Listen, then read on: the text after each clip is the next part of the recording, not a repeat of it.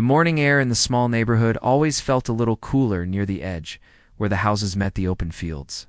That was the first thing he noticed when he moved into his new place. It wasn't a busy town, not loud or crowded. It was quiet enough for someone who wanted a slower life, but not so far away that he felt cut off from everyone. He liked that balance. He liked waking up, making his tea, and stepping into the backyard where the soil still smelled fresh. It reminded him of the place he grew up, where land mattered and growing things felt like a simple kind of happiness. He had moved here with one small dream, to grow his own crops again. Nothing big. Just a modest garden with vegetables and herbs that made him feel connected to something real. He checked the HOA rules before he even planted the first seed. He knew how strict some associations could be, and he wanted to do everything properly. He printed the guidelines, read them twice, even made notes on the margins to make sure he didn't miss anything. There were rules about fence height, rules about paint colors, rules about trash bins. But when it came to gardens, it was all very clear. As long as it was inside his boundary, maintained well, and didn't block walkways, it was completely allowed. So he started small. A few rows of tomatoes, a patch for peppers, some herbs on the side. He kept the soil clean, the edges trimmed, the area neat. Every day after work, he spent an hour outside watering, checking the leaves, pulling weeds. It became part of his routine, something that grounded him and helped the stress fade. Soon, the garden began to take shape. The first tiny green shoots appeared, then the stronger stems, then the first real signs of life. Anyone else might have seen just a small garden, but to him, it felt like proof that he was finally building something of his own again. Neighbors noticed too. People walking dogs slowed down to look. A couple passing by complimented him on keeping it tidy. One teenager even asked if he could take a picture of the large tomato. Hey, vines. Because he wanted to try growing some himself. He didn't think much of it. He liked talking to people, but he wasn't trying to draw attention. He just enjoyed the work. But not everyone reacted kindly. It started the same week. The tomatoes began turning from green to red. He was kneeling in the dirt, checking the soil moisture, when he heard a woman's voice calling from across the yard. He stood up and turned to see her approaching on the sidewalk. She looked like someone who always had a task to complete. Someone who moved fast even when there was no rush. She didn't smile. She just pointed at the garden. "Is that yours?" she asked. He nodded. "Yes, I've been working on it for a few. It's against the rules," she cut in. He blinked, confused. "Actually, I checked the HOA guidelines before I started. It should be fine. Everything is inside the... You can't have crops like that," she said, crossing her arms. "This neighborhood has standards. You should know that." He didn't argue. Instead, he calmly walked back to the patio, grabbed the printed copy of the rules, and handed it to her. She skimmed through it quickly, her eyes darting from line to line. When she reached the section about gardening, she paused. Her face tightened, just slightly. "Well," she said, handing the papers back. "Even if it's technically allowed, it doesn't mean it's appropriate. It looks messy. People move here for a certain aesthetic. I'll be giving you a warning. For growing vegetables?" He didn't raise his voice. He didn't show frustration. He simply nodded and said, "If there's an official rule or violation written somewhere, please let me know. I'm not trying to cause any problems." She didn't like that answer. He could tell by the way she huffed before turning away and walking off with sharp, annoyed steps. He watched her go, wondering if he had said something wrong. But deep down, he knew it wasn't about what he said. It was the kind of person she was. Some people looked for things to control. Some people needed conflict the way others needed quiet. The first written notice arrived 3 days later. A slip of paper taped to his door said his garden was visually disruptive. The wording was strange, like someone trying to make a simple complaint sound official. He took a picture of the notice, set it aside, and kept tending to his crops like usual. The next week, another notice came. This one claimed his garden was inconsistent with neighborhood standards. That phrase made him shake his head. It didn't mean anything. There was no rule like that. But he didn't get angry. He kept documenting everything. Photos, dates, notes. Neighbors began noticing what was happening. One of them, an older man who lived across the street, approached him while he was watering the plants. "She's been like that for years," the man said quietly, glancing around as if someone might hear. "Always trying to control things. Don't take it personally." "I'm not trying to upset anyone," he replied, lowering the hose. "I checked the rules. I don't understand why she's making it a problem." "Oh," the man sighed. "Because she wants to. Some people like power. She's on the HOA board, so she thinks she can push people around." That explained a lot. It didn't make it easier, but at least it made sense. Still, things got stranger. Every few days she found something new to complain about. The height of the tomato stakes, the way the garden hose was coiled, the presence of a small compost bucket he kept sealed and clean. None of it violated any rule, but she kept pushing. He tried to talk to her again one evening when she was walking by. "If there's something specific you want me to fix, just tell me," he said gently. She stared at him for a moment, then said, "The whole thing needs to go. It's not the kind of look we want here." He almost laughed on out of disrespect, but out of disbelief. "I'm trying to grow food." "I don't think that hurts anyone. It hurts the neighborhood image," she replied sharply. After that day, he realized something. She didn't care about rules. She cared about control. And she didn't like that his garden was getting attention. A few neighbors had even told him they loved passing by because it made the street feel more alive. Maybe that bothered her. Weeks passed and the garden grew stronger. The tomatoes were bright and full, the peppers were almost ready to harvest, and the herbs filled the air with a fresh smell when the wind blew. Even on days when he felt tired, stepping outside made him feel better. But he could feel her eyes on the garden every time she passed by. Sometimes she paused and stared without saying anything. Other times, she made a small comment just loud enough for him to hear.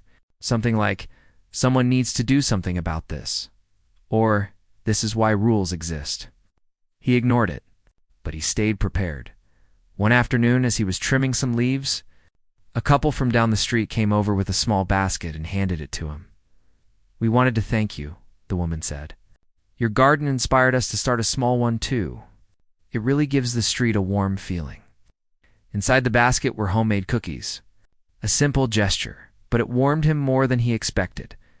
But as they talked, he noticed the HOA woman a few houses down, standing still, watching them. Her expression was tight, like she was trying to hold something in. The couple noticed too.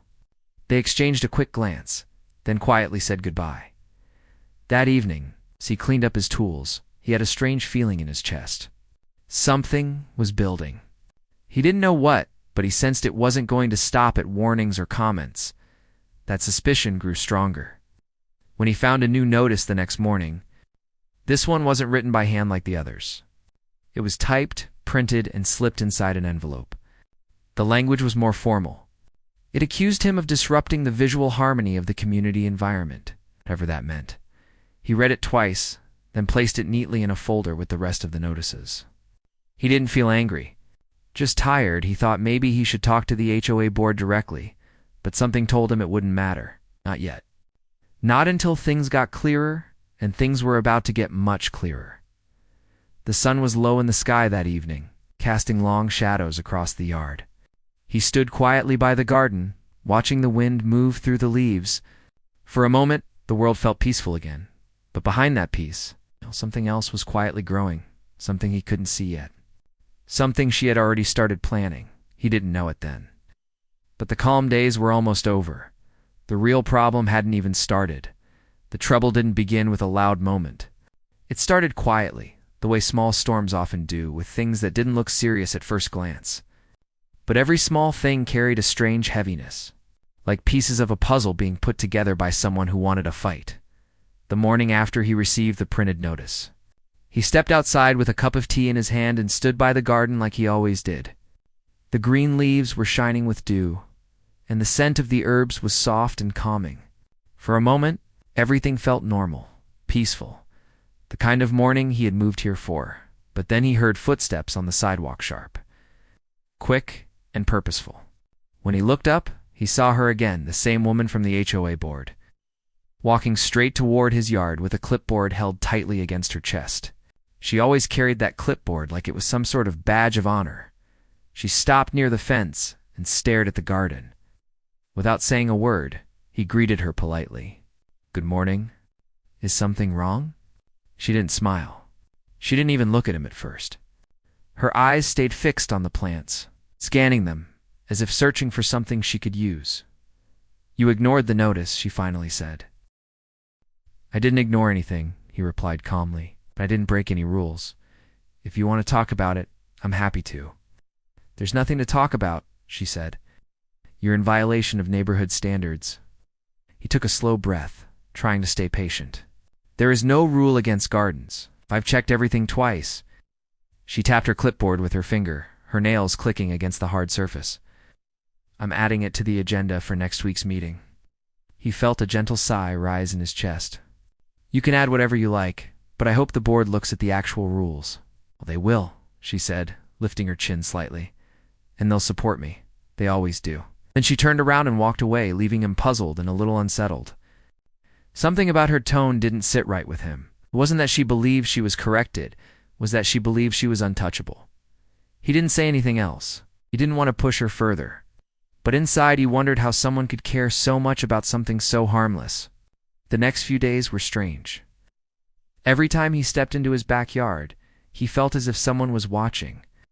Not in a dramatic way, but in a slow, quiet way, the kind where you just know eyes are on you, even if you can't prove it. One afternoon, while he was trimming the herb patch, he noticed a shadow move across the ground.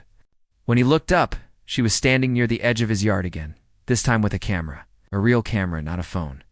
She took pictures without asking. Click, click, click. He put down his tools. "Why are you taking photos?" "For documentation," she answered sharply. "Documentation of what? There's nothing wrong here." She didn't answer. She just kept taking pictures. When she finally finished, she gave him a cold look and walked away without another word. He watched her go, feeling a knot twist in his stomach. Something wasn't right. Normal people didn't behave like this. Someone who simply cared about rules would have talked things through. She wasn't trying to fix anything. She was trying to build a case. But for what? That question stayed with him for the rest of the day. Later that evening, as he sat on his porch, a soft knock came from the front of his house. When he opened the door, a woman from down the street stood there holding a small container of fresh bread. "Just wanted to bring this over," she said quietly, glancing around nervously. "I've heard she's been bothering you." He accepted the bread with a thankful smile. "It's all right. I'm sure it'll get solved. I haven't broken any rules." The woman hesitated before speaking again. "I know that. We all know that. But she doesn't like being challenged. She'll push things too far if she gets upset." He frowned slightly. "Why? It's just a garden." "She doesn't care about the garden," the woman whispered. "She cares about control." He had already suspected that, but hearing someone else confirm it made the situation feel heavier. He thanked her again for the bread, and she walked off with a nervous glance over her shoulder. People in the neighborhood seemed to fear this HOA board member more than he expected. The next morning, a new notice arrived on his door. This one was labeled "Second Warning," typed in bold at the top. Claimed his tomato stakes were unapproved structures. He almost laughed at that. They were basic wooden stakes from a garden store, the kind every gardener used. There was no rule about them being unapproved. He took pictures again and put the notice in his growing folder.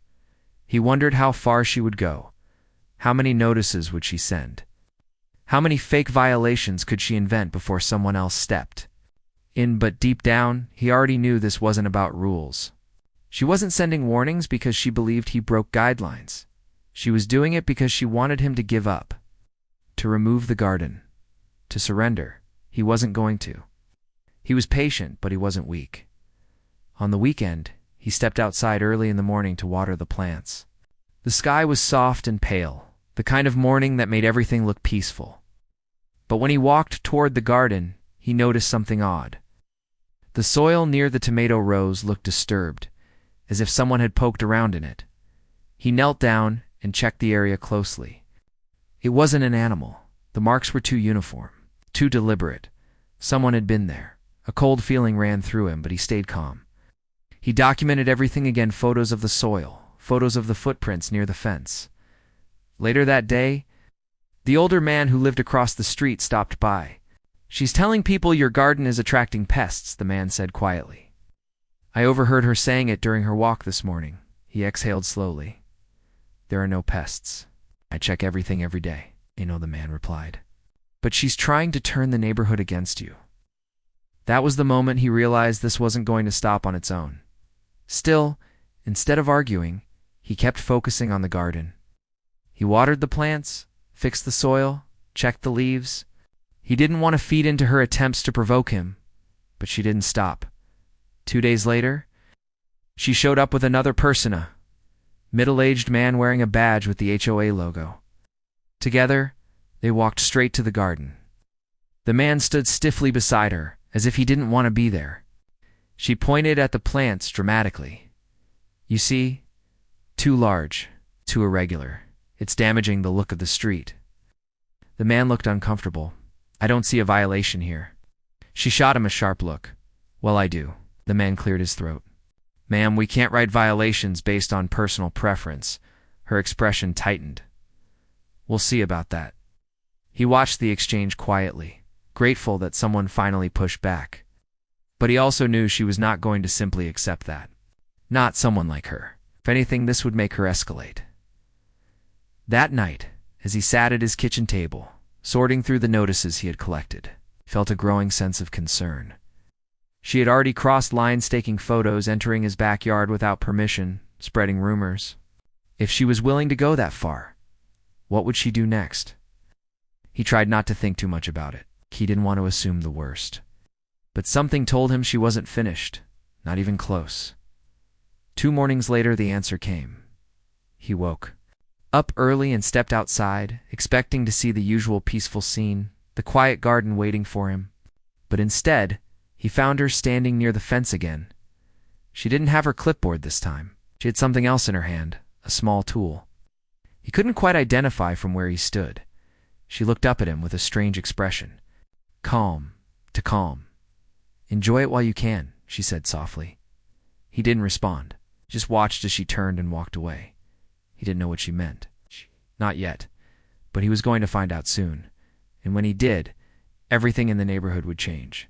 The day everything changed started like any other, with a soft morning breeze and the kind of golden light that made the garden look almost peaceful enough to erase the problems of the last few weeks. Woke up early, just as he always did, stretching his back as he stepped onto the porch with a quiet sigh. He hoped for a normal day. He hoped the trouble would somehow stop on its own. But a part of him already sensed that the quiet wasn't going to last.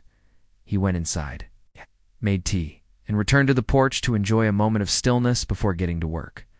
As he took his first sip, he noticed something strange in the air, a faint smell of smoke. Not strong, but enough to make him pause. He looked around, expecting to see a neighbor burning leaves or starting a barbecue early. But nothing seemed unusual. The smell faded, so he brushed it off as something drifting from a distance. He finished his tea, set the cup down, and walked toward the garden. But as he got closer, a sinking feeling formed in his chest. Something felt wrong. It wasn't just the smell.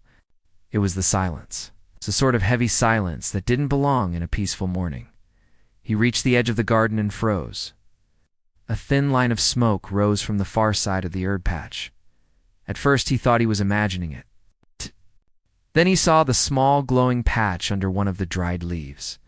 He blinked, confused, and hurried forward to stomp it out, as he bent to smother it with his shoe.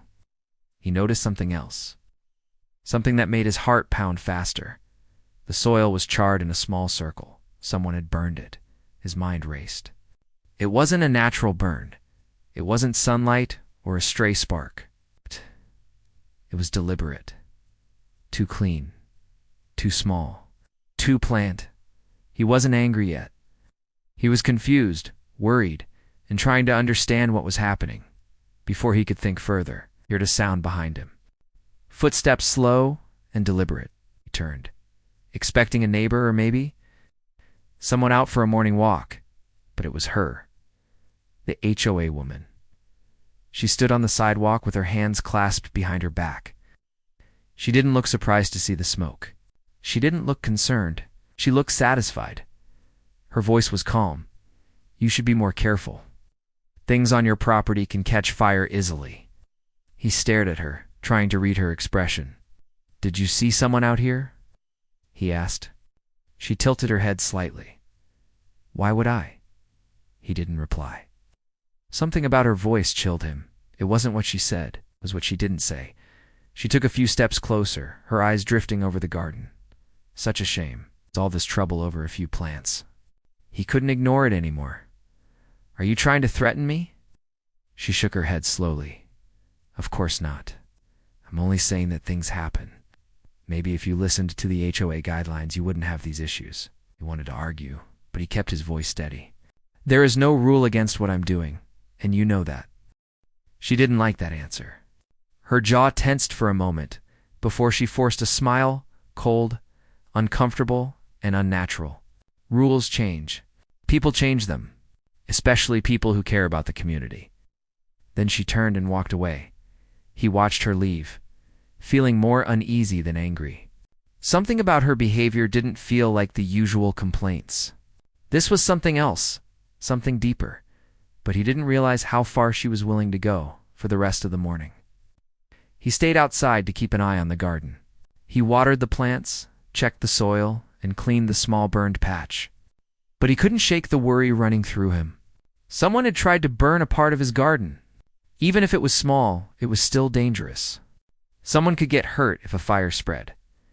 As the day went on, more neighbors came by, casually mentioning they had seen her walking around with a strange tool in her hand earlier. One neighbor said she saw her crouching near his fence. Another mentioned hearing her muttering something about taking matters into her own hands. He wrote it all down. He wasn't confrontational, but he wasn't naive either. Something was building. That evening, the sun began to set in warm shades of orange and pink. He stood at the edge of the garden, watching the sky, hoping the next day would be calmer. Maybe the burned patch had been a one-time thing. Maybe she wouldn't go further. But deep down, he already knew better. The next day proved him right. He was inside his house when he heard shouting from outside. Not loud enough to be a fight, but loud enough to get his attention. He rushed to the door and stepped onto the porch.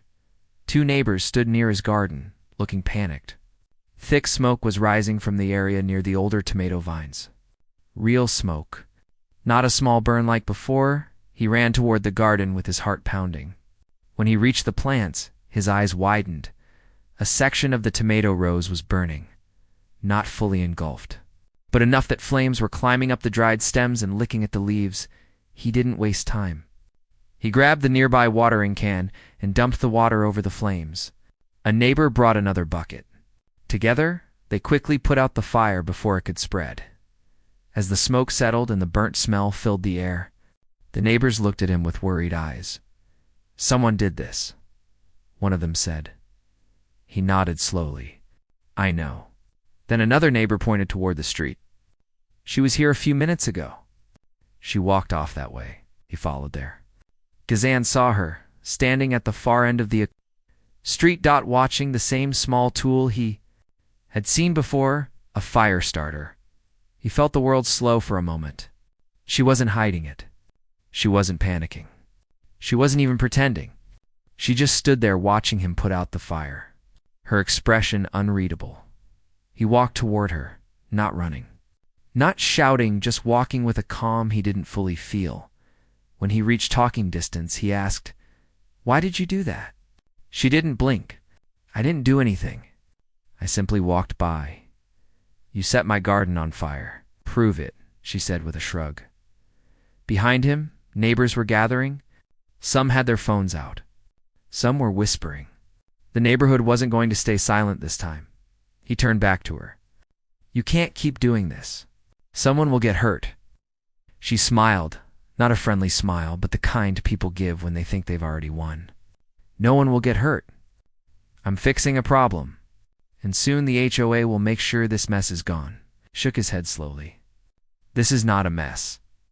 It's a garden. It's harmless. She leaned forward slightly. Not to me. Those words carried something heavy. Something personal. Something broken. Before he could respond, a sharp sound cut through the air. A siren. Someone had already called for help. She heard it too. Her eyes widened not in guilt, but in the realization that she had lost control of the situation. Neighbors were watching. Phones were recording. The firefighters were getting closer. For the first time, she looked uncertain. A few seconds later, bright lights appeared at the end of the street. A fire truck rolled in, stopping near the garden. Firefighters jumped out, scanning the burned area and quickly checking to make sure the flames were fully extinguished. One of them turned to the crowd. Who saw what happened? Several hands rose. Several voices pointed in the same direction. At her, she stepped back, her face tense. I didn't do anything.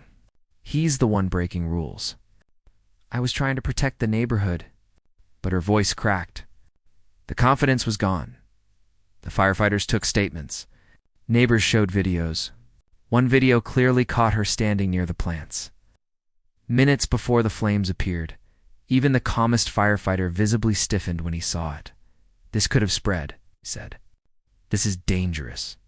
She shook her head wildly. I was fixing a violation. The HOA has the right to enforce standards. The firefighter replied firmly. The HOA does not have the right to start fires. She looked around desperately, but no one supported her. No one defended her. Not this time. The neighborhood had finally seen enough. And in those moments, she knew it. The power she thought she had, the control she clung to it, slipped right out of her hands. The garden still stood, burned in places, damaged, but still alive. She was the one falling apart, and this was only the beginning of the consequences she never expected. The next morning arrived with a strange kind of quiet. It wasn't peaceful or calm. It was the kind of quiet that shows up when people are watching, whispering, or waiting for something to happen. And that was exactly what the neighbors were doing. After what had happened with the burned crops, the whole street seemed to be holding its breath. Some pretended to sweep their driveways just so they could take a look. Others didn't even try to hide it. He stepped outside with a cup of tea in his hand, trying to keep his mind steady. He had barely slept, and even when he did, he woke up every few minutes thinking about the same thing, how someone could destroy something he built with his own hands, something he cared about. And the worst part wasn't that the crops were gone. It was the reason behind it, the cold way it was done, and the way she stood there after it happened, like nothing mattered. He walked across the yard toward the garden. Or what used to be the garden. The ground still held the marks of the fire. Burned earth, smoke stains, and the faint smell of something that shouldn't have been burned at all. Every step he took made something heavy settle deeper inside him. But before he could even get close, he heard a voice from across the street. You planning to rebuild it? The neighbor asked quietly. He looked up. The man stood with his hands in his pockets, head lowered as if he didn't want to be caught caring. It was the first time he had seen him show anything other than polite silence. I don't know yet, he answered honestly. The neighbor nodded but didn't move. It was a nice garden. My kids loved looking at it when we walked by. Hearing that made something soften inside him. Not much, but enough. Thanks, he said. I didn't think anyone noticed. Oh, we noticed, the neighbor said. Everyone did. And everyone knows what happened. Word gets around fast here. That last part didn't surprise him. The street had always felt like a place where news traveled faster than cars. He didn't want to stand around talking, so he walked toward the remains of the garden. He crouched down and let his fingers run through the soil. It was dry, dark, and still warm in places. He didn't know why, but he felt like he needed to touch it. Maybe it was a way of saying goodbye to something he had put weeks of work into. Or maybe he was trying to figure out where to start again, before he could think any further. He heard footsteps approaching from behind, slow, hesitant, and unwilling. He didn't turn around. He already knew who it was. I came to talk, she said. He stayed crouched, not saying anything. I'm sure you're upset, she went on. But you have to understand, rules exist for a reason. This neighborhood has standards. Finally, he stood up and turned around. You think this was about standards? He asked quietly. She crossed her arms. Well, it wasn't personal. That's worse, he said. Her eyes narrowed, but she didn't respond. He didn't want to have a long argument. Not now. Not in the middle of his ruined garden. So he took a slow breath and spoke in a steady voice. Why didn't you just talk to me first? He asked. Why didn't you knock on my door? Tell me you had a problem? Anything? She looked away as if she didn't expect the question. It's my job, she finally said. I enforce the rules. If I start making exceptions, then what's the point of having rules at all? But you didn't enforce anything, he said. You destroyed something that wasn't bothering anyone, she frowned. It was bothering me, he blinked, surprised by her honesty. So that's what this is about? He asked. Not the rules. Not complaints. Just you? She didn't answer. But the silence said more than words. Something inside him settled. Not anger. Not peace. Just clarity. He looked down at the burned earth again. Well, he said, now you've got a bigger problem. Because this isn't something we can just forget. Her eyes widened, like she didn't expect him to push back. What are you planning to do? She asked. He didn't answer right away. He didn't want to make threats or say something he couldn't take back later. I'm going to do what you didn't do, he finally said. Handle it properly. Her mouth tightened. You're not going to make this into something bigger, are you? People will think you're overreacting, shook his head. People already know what happened, and they know I didn't do anything wrong. Before she could respond, another voice spoke up from behind her. Actually, he's right. 3 neighbors stood on the sidewalk looking straight at her.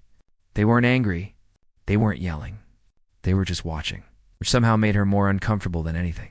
You went too far this time. One of them said, You should have talked to him, another added, and burning his garden. That's not rule enforcement. That's something else. The woman's face shifted. For the first time, she looked unsure. He didn't say anything else. He didn't need to. The neighbor's words landed harder than anything he could have said. He walked back to his porch, leaving her standing in front of the burned garden. She looked smaller than before. It's like someone who suddenly realized she had crossed a line. Inside the house, he sat down and stared out the window. He watched as she slowly walked away, trying to keep her dignity, but failing to hide the stiffness in her steps. He didn't feel victorious. He didn't feel satisfied. He felt tired. For the rest of the day, he tried to focus on other things. But the image of the burned garden kept appearing in his mind. Every time he passed the window, he glanced outside, half expecting something else to happen. By late afternoon, he got a message on his phone from another neighbor. We're having a meeting tonight. You should come. He didn't know what the meeting was about, but he had a feeling he already knew. When the evening arrived, he walked down the street to the small community room the neighborhood used for gatherings. There were already a dozen people inside, talking quietly among themselves. When he walked in, the room fell silent for a moment. One of the neighbors motioned him over. We called this meeting because what happened yesterday wasn't right, the man said. And it's not the first time she's done something like this. But this time, it crossed the line. He didn't know what to say. We want to hear your side, another neighbor said. Then we'll decide what to do next. Took a deep breath and told them everything. Not dramatically, not angrily, just the truth. When he finished, the room was quiet again. One of the older neighbors finally spoke. This isn't how our neighborhood should be run. We need someone who listens, not someone who acts without thinking. Several people nodded. Someone else said, there should be consequences for what she did. He didn't ask for anything. He didn't demand anything. He just said, I want fairness. That's all. The meeting ended with everyone agreeing to take action, though no one said exactly what that action would be. As he walked home, he felt something shift inside him, not relief, but a sense that the weight he had been carrying wasn't his alone anymore. Other people saw what happened. Other people cared, and for the first time since the fire, he felt like things might actually change, but change, he knew, didn't come easily, and the next steps would be harder than anything so far. He just didn't know yet. How quickly everything was about to unfold. The sun rose slowly the next morning, but he was already awake long before the light touched the windows. He hadn't slept much. His mind kept going back to the meeting from the night before, every voice, every quiet nod, every moment when he realized he wasn't standing alone anymore. It was strange how quickly things could change. 2 days ago, he thought no one even noticed his garden. Now the entire neighborhood was talking about it. He made himself a cup of tea and sat by the window.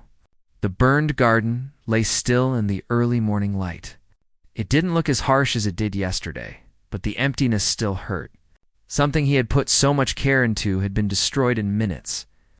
But he also felt something else, now a sense that maybe something good could still grow from what happened. Around mid-morning, he heard a knock at the door. A soft, unsure kind of knock. He set his cup down and walked over. When he opened the door, he found one of the neighbors standing there. "Good morning," she said. "We thought you should know. We spoke to her this morning." He didn't ask for details. He waited. "She wasn't happy," the neighbor continued. "But she understands something has to change. And we've asked her to step down." He blinked in surprise. "Step down?" "Yes," the neighbor said. "We voted this morning. We didn't want to wait. The decision was unanimous." Didn't know what to say. He stood there quietly, letting the meaning settle in. The strict, controlling woman who had burned his garden, she was no longer in charge. The neighbor went on, forming a new committee. One that actually listens to people. "And we want you to join." He almost laughed, not because it was funny, but because it felt unreal. "Me," she nodded. "You're patient. You're calm. And you've lived here long enough to understand the place. We need someone like that." He looked toward his yard. "I don't know," he said honestly. "I'm not really a committee person." "Maybe not," she agreed. "But maybe that's exactly why you'd be good at it." He didn't respond right away, but he promised he would think about it. After she left, he walked out to the yard again. The ground was still dark and scarred, but in a strange way. It didn't look as hopeless anymore. A few hours passed before anything else happened.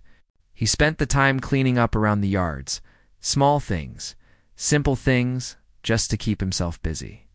He pulled out the burned roots, raked the soil gently, and cleared away the broken pieces of what used to be plant boxes. He didn't have a plan. He just wanted to make the space look less like a wound. As he worked, he heard soft footsteps behind him. He knew who it was even before he turned around. She stood there with her hands clasped tightly in front of her. Her expression wasn't sharp this time. It wasn't cold or proud. It almost looked human. "I wanted to talk," she said quietly. He kept working. "Go ahead." She took a few steps closer, but not too close. "I know what they decided this morning." He stopped raking and leaned on the handle. He waited without saying anything. "I'm not here to argue," she said. I didn't expect things to go this way." He didn't respond. "It wasn't supposed to get this far," she said. "I've always been strict. People know that. I thought I was just doing what needed to be done. But maybe I went too far this time."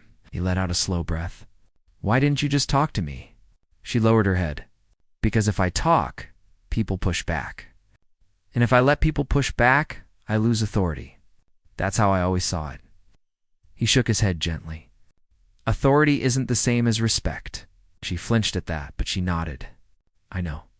There was a long silence. Finally, she said, "I'm sorry." It wasn't the kind of sorry that comes wrapped in excuses. It was small, fragile, and real in its own way. He accepted it with a simple nod. Not because the garden magically healed, not because the pain disappeared, but because he was tired of carrying the weight of the whole thing. She left without another word. By late afternoon, another group of neighbors showed up, this time with work gloves, shovels, and bags of fresh soil. One of them waved toward him and asked, "Mind if we help?" He didn't know what to say. He hadn't asked for help. He didn't expect it. But there they were, people he had barely spoken to before, standing in his yard and offering something kind, so he nodded. "Yeah, sure, thank you." They didn't talk much while they worked. They moved quietly, respectfully, like they understood what the space meant to him. One person raked the soil. Another rebuilt the wooden sides of the plant beds. 2 more carried new bags of dirt and spread them evenly. At one point, a neighbor said, We figured if someone tried to tear this down, the least we can do is help you build it back up." That simple sentence warmed something inside him. By sunset, the yard didn't look finished, but it looked alive again. The soil was fresh, the beds were rebuilt, and the space no longer looked like a place where something bad had happened. It looked like a place ready for something new. As the neighbors packed up their tools, one of them clapped him on the shoulder. "Tomorrow we'll bring some seedlings," the man said. "Stuff you can plant right away." He smiled softly. "I appreciate it." When everyone left, he stood alone in the yard. The sky was turning orange and pink, and a soft breeze moved across the fresh soil. He closed his eyes for a moment, taking it all in. Later that night, he got another message on his phone. It was from the same neighbor who had invited him to the meeting before. "We finalized everything. You don't have to join the new committee if you don't want to, but the position is open for you." He stared at the message for a long time. He didn't want power. He didn't want control. But he wanted fairness. He wanted balance. And he knew the only way to keep something like this from happening again was to be part of the group that shaped the decisions. So he typed a simple reply: "I'll do it." The next morning, the neighborhood was different, lighter, more open. People waved at him as he walked by. Kids rode their bikes without worrying about getting scolded for something small. Even the air felt different. When he reached his yard, he paused for a moment before stepping inside. The fresh soil looked dark and rich under the morning sun. It felt like a second chance. He knelt beside one of the new plant beds and dug his fingers into the soil. It felt soft and cool, ready. A few minutes later, 2 neighbors arrived, carrying small trays of seedlings. They smiled and handed them over. "These are yours," one said. "Let's get them in the ground," he nodded. And the 3 of them began planting tiny green sprouts into the fresh soil as he pressed the last seedling into place. He felt something he hadn't felt in days. Peace. Not because everything was perfect. Not because the past didn't hurt anymore. But because something new was growing where something had been destroyed. When he stood up, he looked around the yard. It wasn't finished, but it was alive. And so was he. The neighborhood felt different now. Stronger, kinder, more connected. And as he brushed the dirt from his hands and watched the sunlight touch the new plants, he realized something simple. Sometimes destruction breaks you, but sometimes it opens a door you never knew existed. He walked back to his porch and sat down, breathing in the warm air. The garden wasn't gone. It was starting again, and so was he.